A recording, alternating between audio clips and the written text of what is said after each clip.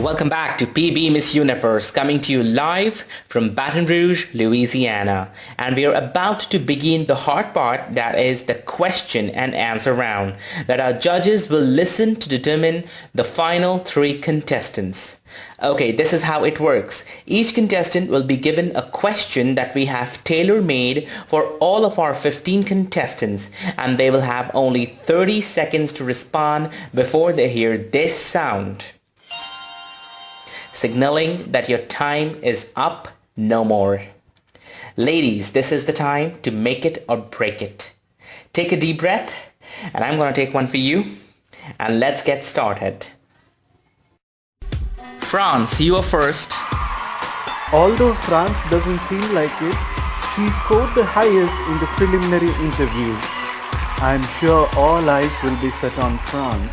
Bonjour, Miss France.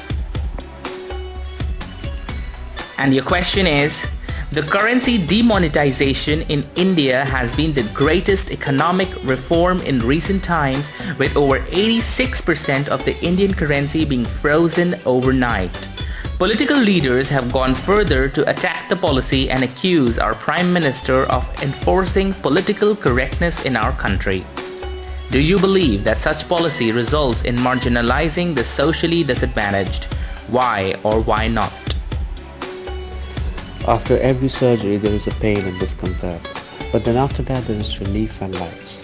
Similarly, this surgery was needed to remove this cancer.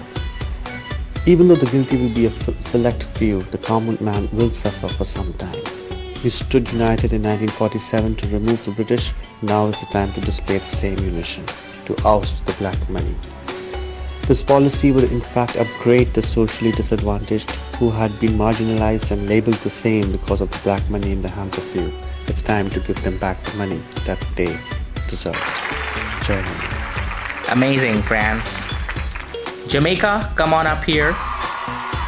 Jamaica is the youngest contestant of this edition.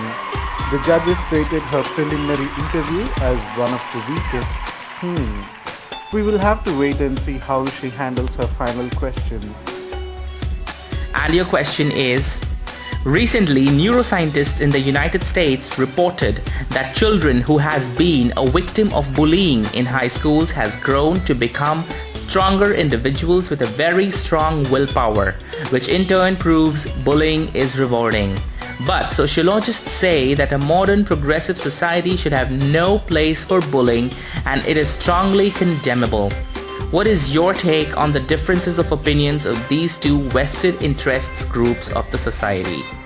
Good evening, judges. According to me, the two opinions of two interest groups are just two sides of one single coin. Some students take bullying very positively. They come out of it becoming a stronger person inside out. On the other hand, some take it in a negative way. They go in deep down depressions and even try to commit suicides. And we just cannot predict how a student will actually react to it. I myself, being a victim of bullying in school, can only say that it's inhuman and we should just not promote it. We just never know how a student will actually react to it. The impressions of bullying leads to a lifelong depressions. Thank you. Good answer, Jamaica. Thank you. Moving further, India, you are next. India placed 6th in the preliminary interview, and her answers were to the point. Will India be able to pull off their first PB Miss Universe win this time? Let's wait and watch. And your question is, the heinous crime of bonded child labor is on a rise, where the parents enter into an agreement to employ their children against a fixed income. It was discovered that poverty had a great role to play in it. If you were asked to provide counseling to such families indulging in the crime, how would you handle the situation? Children are greatest gifts from God. When you give birth to a child, you owe the responsibility to give him love, to give him education and all his needs so that he can become a good individual, right?